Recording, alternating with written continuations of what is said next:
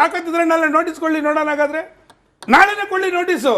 ಎತ್ತಿದ್ರೆ notice ಕೊಟ್ರೆ ಅವರು ಇವ್ರ ಕೈಯಲ್ಲಿ ಕಂಟ್ರೋಲ್ ಮಾಡ್ಕೊಳ್ಳೋ ಕೆಪಾಸಿಟಿ ಇಲ್ಲ, ದಾಟೋಗಿದೆ, ಎಲ್ಲ ಮೀರೋಗಿದೆ. ಇಲ್ಲಿ ಏನು ಅಂತಂದ್ರೆ ಇವತ್ತು ಸಿದ್ದರಾಮಯ್ಯ ಹೇಳ್ತಾರೆ, ಇಷ್ಟು ದಿನ ನಾನು ಕಾಪಾಡ್ಕೊಂಡ್ಬಂದಿರೋ ಮುಂದಿನ ದಿನಗಳು ನನ್ನ ಮಗನ ಕಾಪಾಡಿ.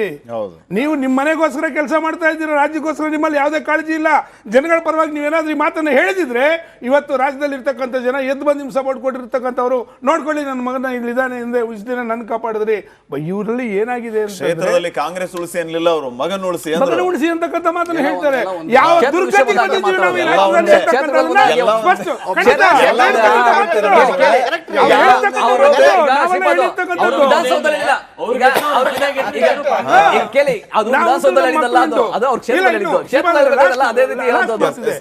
ಆಮೇಲೆ ಇಲ್ಲಿ ಅತಿ ಹಿರಿಯ ಮುಖಂಡರುಗಳಿದ್ದಾರೆ, ದೊಡ್ಡವರಿದ್ದಾರೆ. ದೇಶಪಾಂಡೆ ಅವರಂತವ್ರಿದ್ದಾರೆ, ಈಗ ಎಚ್ ಕೆ ಪಾಟೀಲ್ ಅಂತವ್ರಿದ್ದಾರೆ.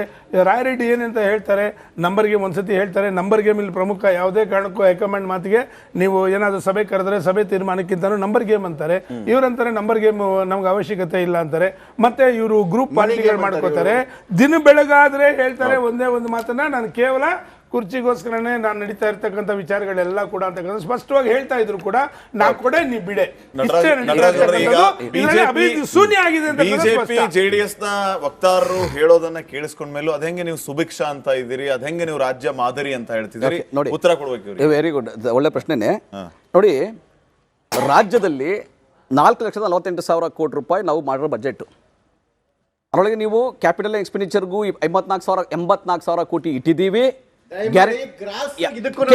ವ್ಯತ್ಯಾಸ ಮಾಡಬೇಡಿ. 84,672 ಕ್ಯಾಪಿಟಲ್ ಎಕ್ಸ್ಪೆನ್ಸ್ ಆಯ್ತು. ನೀವು ನೆಟ್ ನೀವು ಕ್ಯಾಲ್ಕುಲೇಟ್ ಮಾಡಿ, ನಾನು ಗ್ರಾಸ್ ಕ್ಯಾಲ್ಕುಲೇಟ್ ಮಾಡ್ತೀನಿ. 84,000 ಕೋಟಿ ರೂಪಾಯಿ ಕ್ಯಾಪಿಟಲ್ ಎಕ್ಸ್ಪೆಂಡಿಚರ್ಗೂ ಇಟ್ಟಿದ್ದೀವಿ ನಾವು.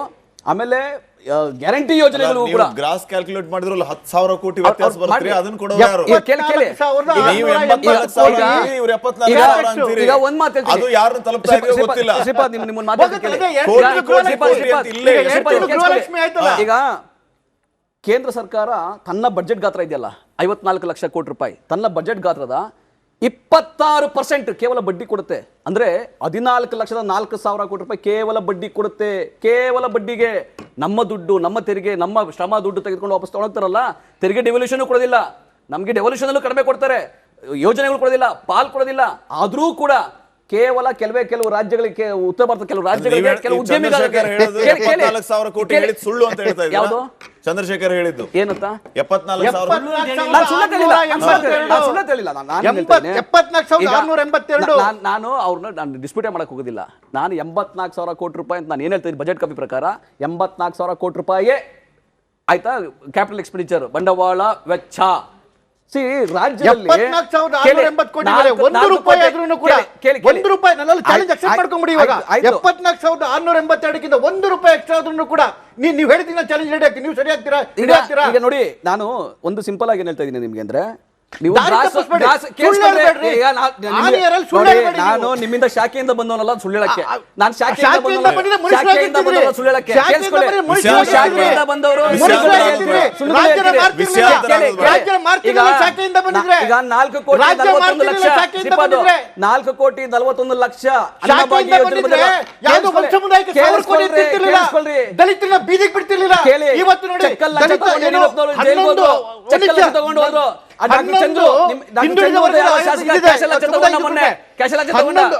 ಹಿಂದುಳಿದವರಿಗೆ ಮತ್ತೆ ದಲಿತರಿಗೆ ಸೇರಿ ಎಲ್ಲರಿಗೆ 532 ಕೋಟಿ, ಒಂದೇ ಒಂದು ಸಮುದಾಯದ ಶಾಲಾಭಿವೃದ್ಧಿಗೆ 1,000 ಕೋಟಿ. ಶ್ರೀಪಾದ್, ಶಾಖೆಗೆ ಹೋಗಿ ಮನುಷ್ಯತ್ವ ಬಂದಿರೋದು, ಶಾಖೆಗೆ ಹೋಗಿ ದಲಿತರು ಚೆಕ್ ತಗೊಂಡ್ರು, ಶಾಖೆಗೆ ಹೋದವರು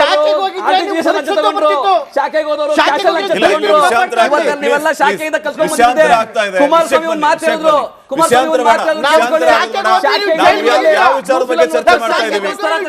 ವಿಷಯಾಂತರ ಬೇಡ, ಇದು ನಮ್ಮ ವಿಷಯ ಅಲ್ಲ. Please come to the point.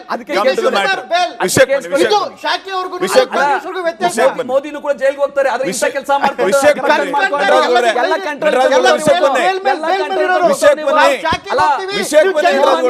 Mohan Bhagwat ಹೇಳವ್ರೆ ಮುಂದಿನ ಉತ್ತರಾಧಿಕಾರಿ. ವಿಷಯಕ್ಕೆ ಅದನ್ನೇ ಹೇಳ್ತಿರೋದು. 4,41 ಲಕ್ಷ ಜನತೆಗೆ ನಾವು ಅನ್ನಭಾಗ್ಯ ಯೋಜನೆ ಕೊಟ್ಟಿರೋದು, ಇಂದಿರಾ ಕಿಟ್ ಕೊಡ್ತಾ ಇರ್ತಕ್ಕಂಥದ್ದು.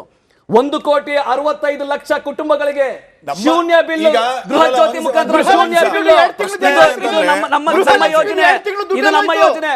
ಮೋದಿ ಏನಾದ್ರು ಈ ತರ ಒಂದೇ ಒಂದು ಯೋಜನೆ ಕೊಟ್ಟಿದ್ದಾರೆ ಕೇಳಿ. ಮೋದಿ ಏನಾದ್ರು ಈ ತರ ಒಂದೇ ಒಂದು ಯೋಜನೆ ಕೊಟ್ಟಿದ್ದಾರೆ ಕೇಳಿ. ಕಳೆದ 12 ವರ್ಷಗಳಲ್ಲಿ ಮೋದಿ ಒಂದೇ ಒಂದು ಯೋಜನೆ ಕರ್ನಾಟಕ ಜನತೆಗೆ ನೇರವೇ ಅನುಕೂಲ ಆಗುವಂತ ಒಂದೇ ಒಂದು ಯೋಜನೆ ಕೊಟ್ಟಿರಲಿ. ನಾವು ತಂದಿರ್ತಕ್ಕಂಥ ಉದ್ಯೋಗ ಖಾತ್ರಿ ಯೋಜನೆಯನ್ನು ಮೋದಿ ಅವರು ಮಾಡ್ಕೊಳ್ಳಕ್ಕೆ ಗೃಹಲಕ್ಷ್ಮಿಗೆ ಹೋಗ್ತಾ ಇದ್ದೀವಿ. ನಮ್ಮ ಪ್ರಶ್ನೆ ನಿಮ್ಮದೇ ಪಕ್ಷದ 20 ರಿಂದ 30 ಶಾಸಕರುಗಳು ಇವತ್ತು ಬೀದಿಗೆ ಬಂದು ನಮ್ಮನ್ನ ಮಂತ್ರಿ ಮಾಡಿ ಅಂತ ಕೇಳ್ತಿದ್ದಾರೆ.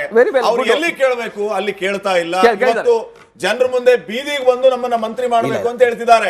ಹಾಗಿದ್ರೆ ನಿಯಂತ್ರಣ ಇಲ್ಲ ಪಾರ್ಟಿಯಲ್ಲಿ ಅನ್ನೋದು ಒಂದಾದ್ರೆ, ಇಷ್ಟು ದಿನ ನಾಯಕತ್ವದ ಹೊಡೆದಾಟ ಡಿ ಕೆ ಶಿವಕುಮಾರ್, ಸಿದ್ದರಾಮಯ್ಯ, ಈಗ ಎಲ್ಲಾ ಶಾಸಕರು ಬಹಳ ಸ್ಪಷ್ಟವಾಗಿ ಹೇಳ್ತಾ ಇದ್ದಾರೆ ನಮ್ಮನ್ನು ಮಂತ್ರಿ ಮಾಡಿ. ಪಾರ್ಟಿಯಲ್ಲಿ ಏನಾಗ್ತಾ ವೆರಿ ಗುಡ್ ಏನ್ ಹೇಳ್ತೀನಿ ಅಂದ್ರೆ, ಯಾರು ಬೀದಿಗೆ ಬಂದು ಪ್ರೊಟೆಸ್ಟ್ ಮಾಡ್ತಾ ಇಲ್ಲ, ಬೀದಿಗೆ ಬಂದಿಲ್ಲ. ನೀವು ಮಾಧ್ಯಮದವ್ರು ಹೇಳಿದ್ದಾರೆ ಅಷ್ಟೇ ಹೊರತು ಮೀಟಿಂಗ್ ಮಾಡಿದ್ದಾರೆ. ಮಾನ್ಯ ಮುಖ್ಯಮಂತ್ರಿಗಳಿಗೆ, ಮಾನ್ಯ ಡೆಪ್ಯೂಟಿ ಮುಖ್ಯಮಂತ್ರಿ ಮಾಡಿದ್ರೆ ಪ್ರತಿಭಟನೆ ಮಾಡಿದ್ರೆ ಇಲ್ಲ ಕೇಳಿ ಇಲ್ಲ ಆ ರೀತಿ ಅಲ್ಲ. ಅದು ಇಂಟರ್ನಲ್ ಡೆಮಾಕ್ರಸಿ ಇದೆ. ನಮ್ದು ಬಿಜೆಪಿ ತರ ಅಲ್ಲ, ನಾಗಪುರದ ಸೂಚನೆ ಬರಬೇಕಾಗಿಲ್ಲ. ನಮ್ಮಲ್ಲಿ ಚರ್ಚೆ ಮಾಡ್ತಾರೆ, ಸಂವಾದ ಮಾಡ್ತಾರೆ, ಸಮಾಲೋಚನೆ ಮಾಡ್ತಾರೆ. ಆತರ ಸಮಾಲೋಚನೆ ಮಾಡಿ ಹೈಕಮಾಂಡ್ಗೂ ಮನವಿ ಮಾಡ್ತಾರೆ, ಮುಖ್ಯಮಂತ್ರಿಗಳಿಗೆ ಗೌರವ ಕೊಡ್ತಾರೆ ಅಂತ ಲೆಕ್ಕ. ಅದು ನಿಮಗೆ ಸೂಚನೆ ಲೆಕ್ಕಕ್ಕೆ ಇಲ್ಲ. ಕೇಳಿ, ಅಶೋಕ್ ಪಟ್ಟಣ ಯಾರ ಏನಾರ ಆಗಿ ಹಾಳಾಗಿ ಹೋಗ್ಲಿ ನಮ್ಮನ್ನು ಮಂತ್ರಿ ಮಾಡ್ರಿ ಅಂತ ಹೇಳಿದ್ರು. ಆ ದುದಿಲಿಲ್ಲ ಅವರು ನಮ್ಮ ಮಂತ್ರಿ ಮಾಡಿ ಅಂತ 2 ವರ್ಷಕ್ಕೆ ರೀಶಫಲ್ ಮಾಡ್ತೀವಿ ಅಂದ್ರು. ರೀಶಫಲ್ ಮಾಡ್ಲಿ, ಮಂತ್ರಿ ಆಗ್ಬೇಕು. ಅದ್ರಲ್ಲಿ ಯಾವ ರೀತಿಯ ತಪ್ಪಿಲ್ಲ. ಇವತ್ತು ಬಂದಿರತಕ್ಕಂಥದ್ದೇನು, ವಿಜೇಂದ್ರನ್ ಕಿತ್ತಾಕ್ತಾರಂತೆ, ನಾಳೆ ಯಾರನ್ನ ಸೇರಿಸ್ತಾರಂತೆ. ಅಶೋಕನ್ ಕಿತ್ತಾಕ್ತಾರಂತೆ, ನಾಳೆ ಯಾರನ್ನ ಸೇರಿಸ್ತಾರಂತೆ. ಪ್ರಾಬ್ಲಮ್ ಇಲ್ಲ ತರ. ನಮ್ಮಲ್ಲಿ ಪ್ರಾಬ್ಲಮ್ ಇಲ್ಲ. ಆಂತರಿಕ ಡೆಮಾಕ್ರಸಿ, ಇಂಟರ್ನಲ್ ಡೆಮಾಕ್ರಸಿ ನಮ್ಗೆ ಚೆನ್ನಾಗಿದೆ. ಯಾವಾಗ ಬೇಕಾದ್ರೂ ನಾವು ಸಮಾಲೋಚನೆ ಮಾಡಬೇಕಾದ್ರೆ ಮಾಡ್ತೀವಿ ಹೊರತು ನೇರವಾಗಿ RSS ಅಥವಾ ನಾಗಪುರದವ್ರು ಹೇಳಿದ ಸೂಚನೆ ಕೊಟ್ಟವ್ರನ್ನ ನಾವೇನು ಅಪಾಯಿಂಟ್ ಮಾಡಕ್ ಹೋಗೋದಿಲ್ಲ. ಇದು ವಾಸ್ತವ. ಅಭಿವೃದ್ಧಿ ವಿಷಯಕ್ಕೆ ಬಂದ್ರೆ ಕರ್ನಾಟಕವನ್ನು ಕೂಡ ಕಾಪಿ ಮಾಡ್ತಾ ಇರೋದು ಎಲ್ಲಾ ಬಿಜೆಪಿ ರಾಜ್ಯಗಳೇ ಹೊರತು ನಟರಾಜ್ ಗೌಡರು ಅಭಿವೃದ್ಧಿ ವಿಷಯ ಅಂತ ಹೇಳಿದ್ರು. ನಟರಾಜ್ ಗೌಡರ ಕಾಂಗ್ರೆಸ್ ಪಾರ್ಟಿಯ ಶಾಸಕರು ಬಜೆಟ್ ಬಗ್ಗೆ ಹೇಳಿದ್ದೇನು ಅಂತ ಒಂದ್ಸರಿ ಕೇಳ್ಕೊಂಬರೋಣ, ಮತ್ತೆ ನಾನು ಚರ್ಚೆ ಮುಂದುವರಿಸ್ತೀನಿ. ಒಂದ್ಸರಿ ಇಕ್ಬಾಲ್ ಹುಸೇನ್ ನಟರಾಜ್ ಗೌಡರು ಕೇಳಿಸಿ. ನನಗೆ ಸಮಾಧಾನ ಇಲ್ಲ. ನನಗೆ ಸಮಾಧಾನ ಇಲ್ಲ. ನನ್ನ ಕ್ಷೇತ್ರದ ಬಗ್ಗೆ ಸಾಕಷ್ಟು ನಾನು ಮುಖ್ಯಮಂತ್ರಿಯವರಿಗೆ ನಾನೇ ಖುದ್ದಾಗಿ ಬಕ್ಷಿಕೆರೆ ವಿಚಾರ ಇರ್ಬೋದು, ರಸ್ತೆ ಚರಂಡಿ ಇರ್ಬೋದು, ಸಾಕಷ್ಟು ವಿಚಾರದಲ್ಲಿ ನಮ್ಮ ಸಿಲ್ಕ್ ಒಂದು ರೀಲರ್ಸ್ ಪಾರ್ಕ್ ಬಗ್ಗೆ, ಮತ್ತು KMDC, ನಮ್ಮ KSMB ರೇಷ್ಮೆ, ಇವರೆಲ್ಲ ಹೋಗಿ ಮೈಕ್ರೋ ಫೈನಾನ್ಸ್ ಹಾಕಿ ಸಾಕಷ್ಟು ಜನ ಒದ್ದಾಡ್ತಾ ಇರುವಂಥದ್ದು. ಇವರೆಲ್ಲರೂ ಮನೇಲೇ ಇಂಡಸ್ಟ್ರಿ ಮಾಡಿಕೊಂಡು ಮಕ್ಕಳಿಗೆಲ್ಲ ವಿದ್ಯಾಭ್ಯಾಸ ತೊಂದರೆ ಮಾಡ್ತಾ ಇರುವಂಥದ್ದು ಎಲ್ಲ ಗಮನಿಸಿ ನೋಡಿದಾರೆ ಎಲ್ಲರೂ ಅವ್ರನ್ನ. ನಮ್ಮ ರಾಮನಗರದ ಶಾಸಕರು ಇಕ್ಬಾಲ್ ಹುಸೇನ್ ಅವರು ಬಜೆಟ್ ಕಾಪಿಯನ್ನು ಅವ್ರಿಗೆ ಕಳ್ಸಿಕೊಡ್ತೀನಿ, ಚೆನ್ನಾಗಿ ಓದ್ತಾರೆ. ರಸ್ತೆ